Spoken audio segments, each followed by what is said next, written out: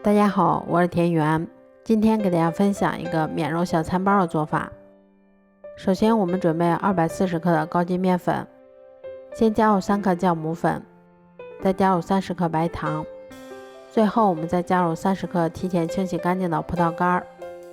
接着我们用筷子先把它们充分搅拌均匀，搅匀后我们再往里面加入170克的牛奶，接着我们用铲子把它们一直翻拌成像这种没有干面粉的状态就可以啦。翻拌均匀后，我们再给它盖上保鲜膜，让它常温醒发的2倍大。像这样体积明显变大，我们的面团就已经醒发好啦。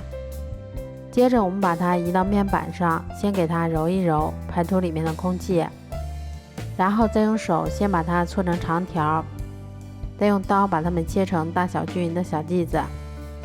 接着我们再把每个小剂子都给它搓成像这种长条的形状就可以啦。都做好后，把它们依次放到铺有固有纸的烤盘里面。接着我们再给它盖上保鲜膜，让它2次醒发30分钟左右。醒好后，我们再把它放到烤箱里面，烤箱中层上下火170度，烤20分钟左右就可以啦。这样做出的免揉葡萄干小面包吃起来非常的松软香甜，而且做法也非常的简单快速。如果喜欢的话就试试吧。